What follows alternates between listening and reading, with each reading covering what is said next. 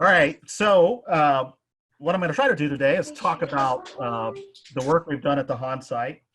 So for any of you who don't know me, and you all do, my name is Bob Genheimer. I'm the George Rieveschl Curator of Archaeology at the Cincinnati Museum Center. So today I want to give you some insight in the work that we've been doing at the Hahn site for the last 12 years. It's sort of an obsession with mine, the work that we do there. So we're going to focus on the Hahn site, which is a late prehistoric Native American village or a series of villages in eastern Hamilton County. So for any of you who know, on the east side, it's located in Clear Creek Park, which is an Anderson Park District location near the village of Newtown. So I'm going to share a screen here and try to bring up a PowerPoint, and we're going to see some images. And when we're done, we'll see if we can do some questions. So let me try to share the screen. Okay. Okay. All right, can you all see that? Yep. Okay, so this is entitled Cincinnati's First Farmers. So we'll look at the late prehistoric Hahn site. So when you're looking at this, you can see in the lower left, there are people excavating at the site. In the middle, you see some notes from Harvard University's 1885 excavations at the site. So we were not the first people there. And on the extreme right, you can see an entire pot that came out of those excavations is now at Peabody Museum at Harvard. So to put things in a little bit of perspective, if you don't know the cultural sequence in the area, it starts all the way back about 10 to 11,000 BC, what we call Paleo-Indian, moves into the Archaic time period, which we separate into early, middle, and late. Also, after that, we have a woodland period, which is also early, middle, and late. And those are names that you all know: Adena, Hopewell, and Newtown. We're going to focus on the last three periods here, the ones that say Fort Ancient, and in particularly the last two, Middle Fort Ancient and Late Fort Ancient. In the Late Fort Ancient, we refer to as Madisonville, after the Madisonville site. So those last two time periods that you see on the screen, those are the ones that we're most interested in this PowerPoint. So these dates that we have at the site are not just relative dates. We have absolute dates, or as absolute as one can get. So you're looking at radiocarbon dates here on a slide that goes from left to right. Left is the BC AD boundary and goes up to about AD 1800 on the right. And you can see that the area we're looking at is on the extreme right, in the ones that are in blue and green. Those are the Middle Fort Ancient and the Late Fort Ancient. So that's the time period. So about 1300 up until about 1700 or 1750 is the time period that we're interested in. So this is an aerial view from a drone of the site. I love this view, even though it's a wide angle lens, because it shows some excavations in progress. It also was taken a dry time of the year. So when you look at the top left, you can see a sandbar marching across the site from left to right. And there's another one on the right side going from the bump of the trees down towards the drone. Also, if you look on the bottom left, a little bit above the bottom left, you can see a circular earthwork. There's a filled ditch there, and that filled ditch, the grass grows a little better, so you see a nice green circle. It's pretty cool. So most of what we know from the site is not just from excavating. It's because of remote sensing. And this is something we couldn't have done 10, 15, 20 years ago, but we can do now. All this work has been done by Jared Burks out of Ohio Valley Archaeology, Inc. So we looked at three things at the site: magnetic susceptibility, magnetometry, and ground penetrating radar. So the magnetic susceptibility I won't talk about much, but it essentially looks at the ability of the ground to be magnetized. So it can point out areas of midden. So cultural debris in midden are much more easily magnetized. So we can use that for that. It's a very quick and dirty method. Ground penetrating radar, you all know, is GPR. We tried this briefly at the site. It's very slow, and it wasn't the technique we wanted. So we went to magnetometry, which is very efficient. So if you look at these two images, we started with a handheld magnetometer, or it's actually called a gradiometer because there's a magnetometer at the top and bottom, and then move to the most recent one with Jared at the bottom of the screen.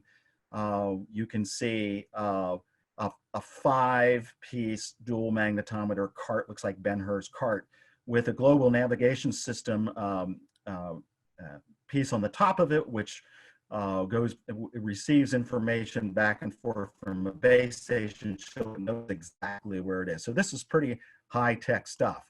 And this is what you get when you actually run this magnetometer. So there's a bunch of things on the screen. I'll just point out a couple. The two white bars are the sandbars, again, you see on the right and the left.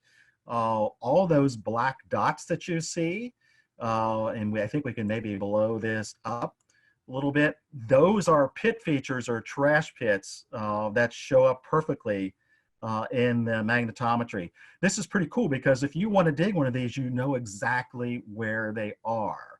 And probably 95% of the time, they are correct. They are pits. Also, if you look at the screen, there's a circular earthwork in the middle. It's pretty hard to miss. That we believe is Hopewell and age, so sometime after the BC AD boundary up until about AD 400. So there's more stuff here than just occurs in Fort Ancient. Here's another close-up. You can see that circular earthwork. You can see all those little dots, and if you look to the top of that earthwork, there's a dead spot. That is a central plaza in the original village. So there's no trash pits there because it's communal space. So here it is with all that noise taken out of it. You can clearly see that central plaza above this circular earthwork. And if you look real close, there's a tiny little house here. Let's see if we can blow that up. So there's a house that we excavated, which you're going to see in a moment here. But look at all those pit features surrounding that village. It's pretty neat. So why is all this possible? And one of the reasons I'm interested in doing this stuff is it's all about risk. So we all take risks in our careers and our personal lives. But this is an extreme risk, this risk being the agricultural revolution, which occurred and got very strong at the end of the first millennium after the BC AD boundary. So these people were still hunting, collecting, and gathering, but sustainable agriculture came in. We know agriculture was here earlier, but all of a sudden it was very sustainable. So what makes that sustainable? It's maize, or corn as you all know it by. So it had been introduced earlier, but it wasn't designed for our short growing seasons in this part of the Ohio Valley. By the 11th century, that had changed, and we start seeing these maize-supported villages propping up all over the place. And lots of maize. This is a selection, a very small selection or sample of corn from one trash pit at the Hahn site. I believe there was almost 60 liters of corn, which is a lot. That's like 15, 16 gallons of corn, all burned in place. So we also see houses. So if you're hunters and gatherers and you move around and you're mobile, you have structures, you'll build structures, but they're usually more temporary. If you're living in one place, you need substantial houses. And we start seeing these houses being built. The image is from the Sunwatch site in Dayton, just to the north of Cincinnati, but you can see they have daub walls, thatch roofs. So they're timber constructions and they're fairly sizable. So we encountered a house right away at the Hahn site in our first several years of excavations. Here you can see wall trenches to the house. Those are post holes with the letters in them. And at the top of the screen is a later trash pit which took out the doorway of the house. So here's what it looks like in plan view. At the very bottom where that orange pit is in the wall, that's where the doorway is. The plaza is right below that. What really interesting, if you look at the wall to the right, there are a lot of double posts, and there are also posts outside of the wall that show that this was rebuilt. Those posts on the outside are angled in to support probably a wall that was collapsing. So this house probably had a long life. Some more house remnants from later on. These are from 2016 excavations at Hahn. On the right, you can see something interesting, a double row of posts. We suspect this is a rebuild episode. So if the one wall was starting to go, they just rebuilt another wall around the outside of that, keeping the same superstructure for the house. So we also look for a stockade. So these villages, when you are sedentary and you live in the same place, all of a sudden you become territorial and you may have problems with your neighbors. So we start to see the development of fences or stockades, sometimes referred to as palisades. We normally think of these as attempts to keep people out of the village or to slow them down. So we took a look for one, and it took us a while, but we finally found it. You can see it marching across this image here. These are almost telephone pole size posts in the ground, separated by 18 inches or a couple of feet. Some of them chinked with stones. These would have been tall posts that would have been filled in around the edges. Here's a more of a view from the top, and you can see some of the chinking stones in the stockade. We quit excavating the stockade because it would have taken us 500 years to go around a 10 or 12 acre site. But we suspect it will completely encompass the site.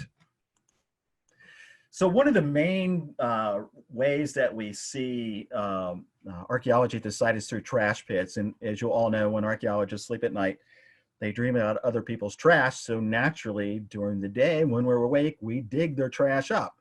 So here you can see in this image a nice two superimposed pits that have just been completed. But let's look at some of these pits to show you what we actually do with them.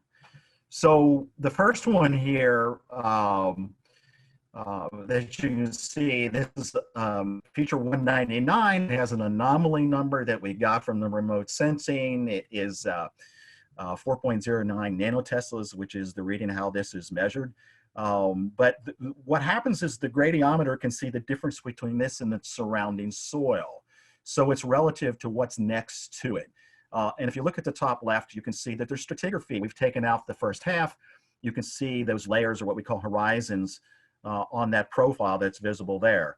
In the bottom, you can see an excavator digging out that first half. And if you look at the top, on the other side, on the half he hasn't dug yet, the amount of debris he's pulling out for each level. We take these out in 10 centimeter levels. Here's another example one, the next feature 200. You can see that's a 2 meter by 2 meter unit in the top left. That is an enormous pit that we have just exposed at the base of the plow zone.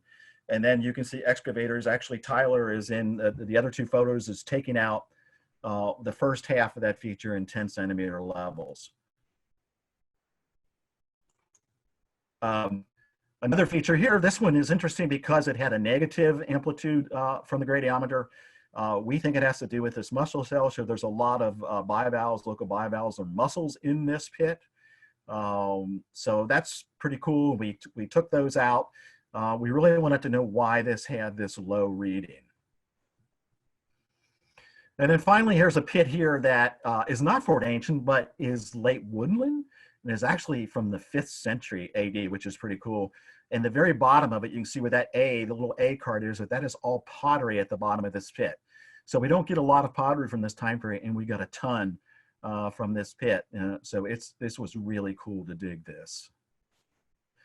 And then finally, the last thing, we get earth ovens. And I think we have dug like 12 of them at the site in the last 12 years. You can see the heavily burned walls on the top of this pit. So essentially what they did was dig a pit. They started an enormous burning fire in the bottom of it. And then when that fire was really going, they put these limestone cobbles in it. The cobbles function to hold the heat and concentrate the heat. Whatever you're cooking goes on top of that. You close up the pit. You know how to come back in, when to do it, and you open up and you pull the food out. We, of course, never see the food because they've taken it and eaten it, but we can see the structure of how they use these in the bottom.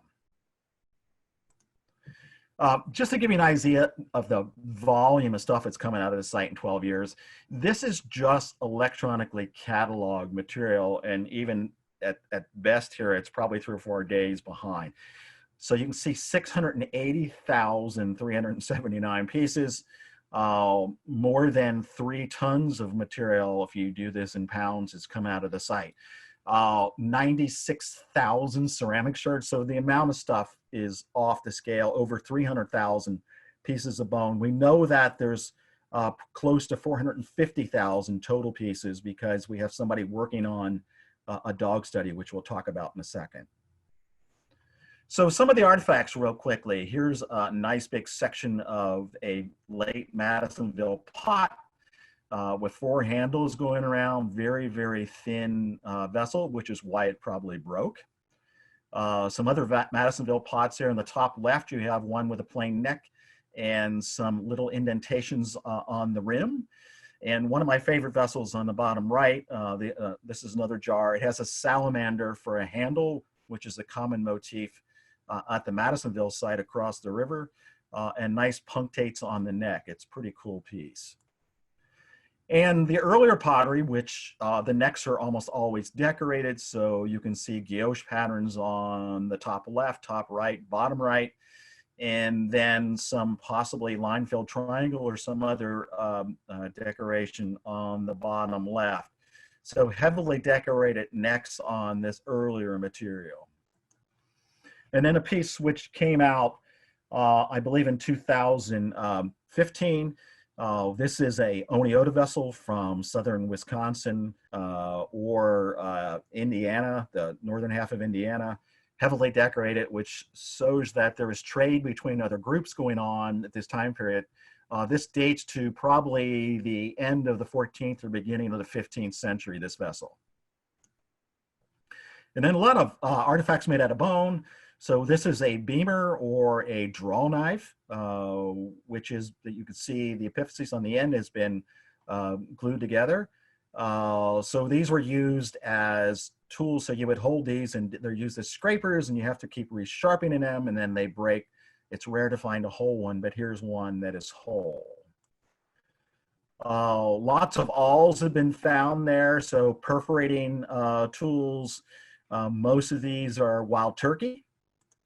Another pretty cool piece, this is an Elk Antler Hoe or spade.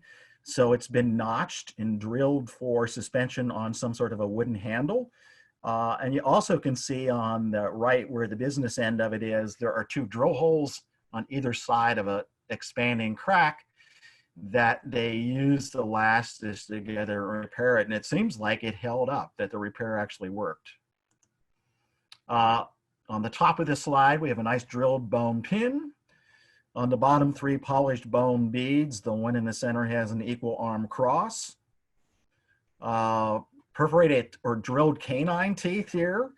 And the top left, top right, and bottom right are all dogs, so canine, canine. The bottom left, I do not know what it is, but I do not believe that that is a dog. We also see bivalves being used as tools. These are all just like you saw the Elk Antler Hoe or spade. This is the same thing in shell. So these would be hafted onto a wooden handle through the drill hole, tied onto the drill hole. And of course, those holes wear out and then they dispose of them. Some more shell here. We see a sort of a scalloped or fringed edge on a shell at the top left. And then the other 2 images show bone or shell buttons that probably were sewn on the clothing. So these people had the bow and arrow. That's their #1 weapon of choice. The bow and arrow probably came in somewhere around 700 or 800 AD. By the time of Fort Ancient, there's these very small triangles. So that is not a very big arrow tip that you see there. Other examples of them here, including the one on the top left, which is serrated.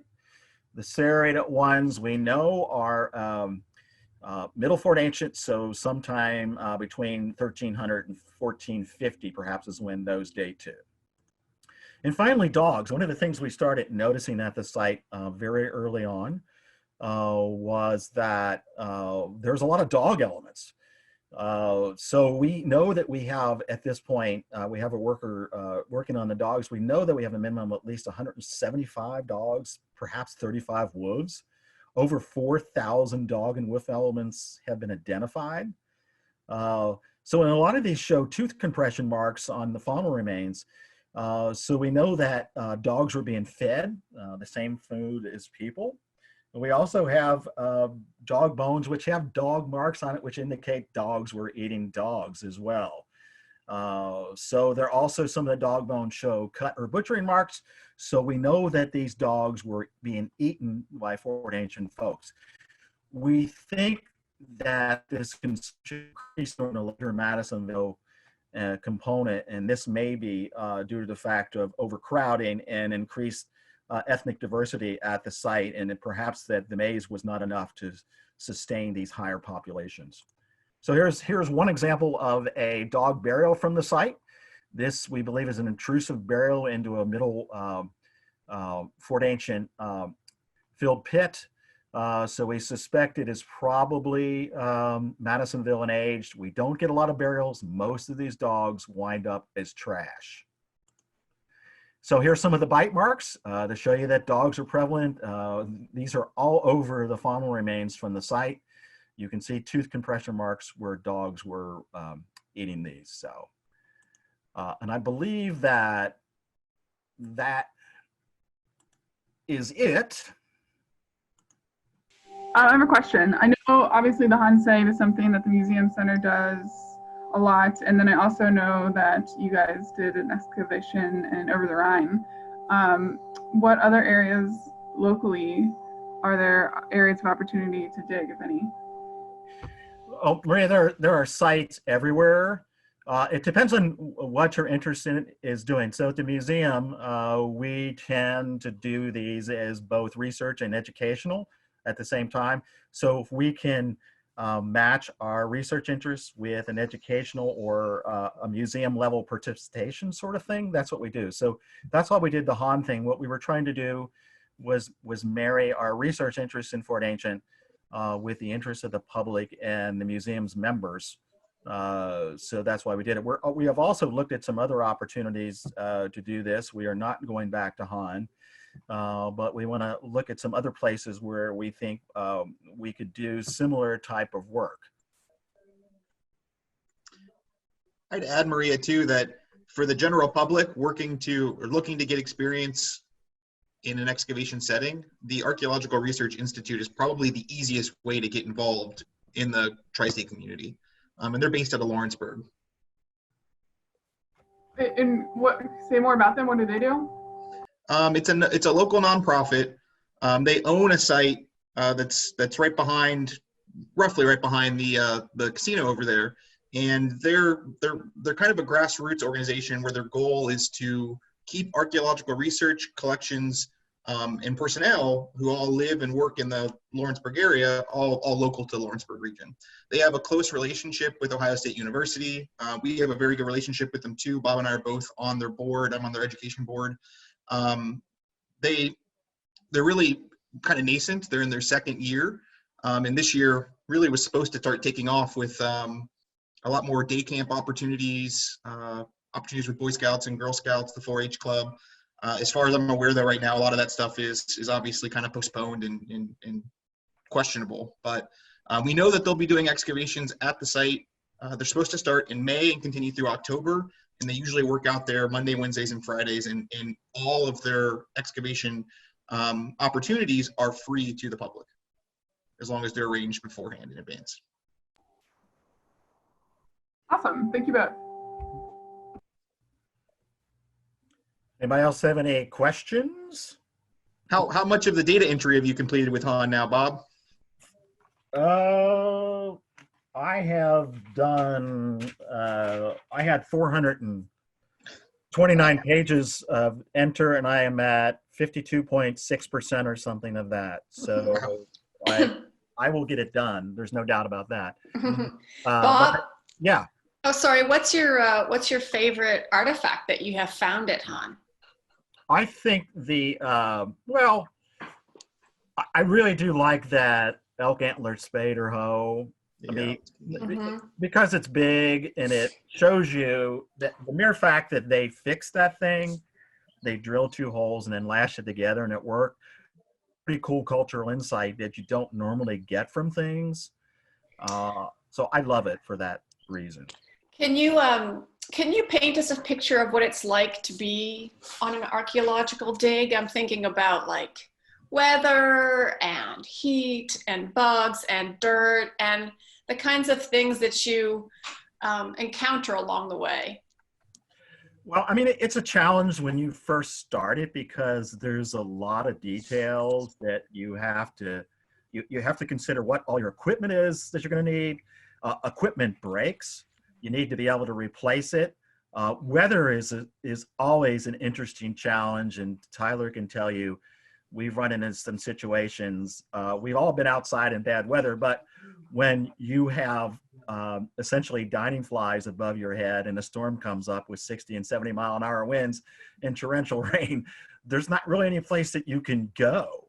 And so we tend to look at radar a lot while we're out there, but just trying to keep a handle. So the last 3 or 4 years, we've run at least 3 unit groups out there at the same time and I do all the photography. So trying to go back and forth between those groups, and especially when we're physically removed from each other, it's a lot of work to do that. But I think once you start doing it, you figure out the routine. So we had routines of what we were doing and standards that we wanted to keep.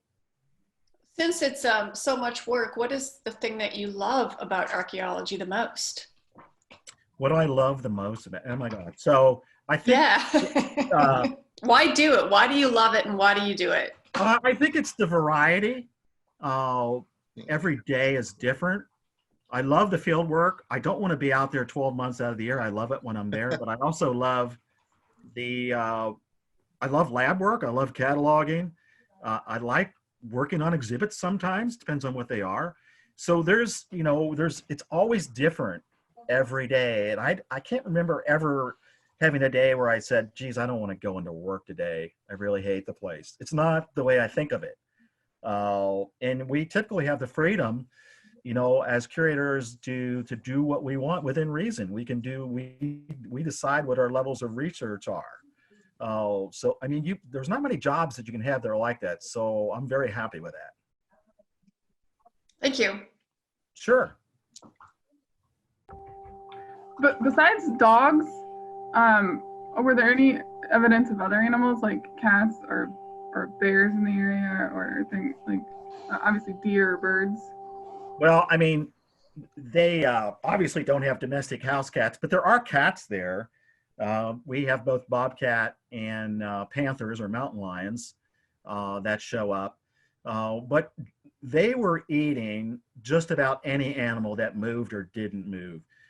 There's an exhaustive list of animals, but all the big mammals, of course, elk and deer, black bear, turkey. There's a whole range of birds that are there as well, and fish. So there's just a ton of stuff. And also they're also eating the bivalves or the mussel shells, which they're getting out of streams. So they're having to supplement that maize diet that they have. That's not all that they're eating. And one of the interesting things that we see with maize is that you start, it's high in carbohydrates, so it's not the best diet. They probably were healthier when they were hunters and gatherers. So if you can imagine today, if we eat a lot of sugar, our teeth are going to rot and our health isn't going to be that great. But as hunters and gatherers, we get a lot more exercise and we're eating a lot more a different range of plants and stuff, as well as the local fauna. So their health probably declined somewhat when they became sedentary agriculturists, but it's a trade-off that we all make. Today, we can make decisions. We can go to Kroger's and decide, well, I don't want to eat all carbohydrates. They may not have had that option. They would probably have to eat what was available to them. Are there any animals that you find that are no longer in Ohio or in this region? Can you say something about maybe species that may have been extirpated or extinct, or things that you see that they had access to that we no longer see here? Well, and of course, extirpated, both panthers and black bear are no longer here. Neither are elk, so you don't find them here. You can find black bear probably not that far away in Appalachia. But there are other species as well. We found a Carolina parakeet beak at Hahn, and of course, most of you know Fun. that's an extinct bird. We suspect they were going after the parakeets for their feathers, since they're really the only true parrot, I believe, in North America. So they would have probably got them for that. I don't know that we have passenger pigeon bones from Hahn. It's possible we're there. We just probably wouldn't recognize them. But I suspect that they were probably there as well. But there's a lot of animals, and even the mussels. When we looked at, we did a study of mussels at Hahn and looked at 2 pits, and I think we had, between the 2 pits, we had 26 or 27 different species of mussels from the Little Miami River, which is nearby. So we looked at what's there today in the Little Miami River, look at studies that have been done in the last 30 years, and there's only like 9 or 10 species there today. And that's because of increased turbidity, pollution, loss of host fish, all those things. So the archaeology in this case gives us an insight into what sort of species were there before Europeans arrived. So I think that's a pretty cool additive thing as well. Bob, what's going to happen with the site now that the museum's not going back to it? Well, it's a park, and it's Clear Creek Park and a part of the Anderson Park system. That field that that the site is in, the site is on the National Register, so they have never done any landscaping on it. The rest of the park they did to create soccer fields. So it'll remain as it is, untouched. The park knows that it's there. They've been wonderful to work with, and I'm sure that they're not going to do anything to that site without talking to us. So it'll still be there. It's not necessary for us to be digging there to preserve the site, so it'll still remain. So it would just be like a flat field, and like, are there any signs that indicate that this is the site at all? No. There's mixed feelings on this. I believe that it's beneficial to actually put up signs or markers that would say this is the site of a Hahn village, and it was occupied by Native Americans, from the 14th through the beginning of the 18th century. And then, it's a sacred site. Please respect the site. But there's some people of the opinion that you shouldn't identify where site locations are so that it doesn't attract looting. But we have never had any looting issues at Hahn because it's an open grass field. It's patrolled by Hamilton County sheriffs. It's very hard to be secretive doing it. So I don't think there's any real security issues at Hahn. Gotcha. Thank you. Sure. Anyone else? Thank you, Bob. Thanks for listening. Thanks for being my assistant YMCA curator, Brenda. Sure. Yeah, no problem.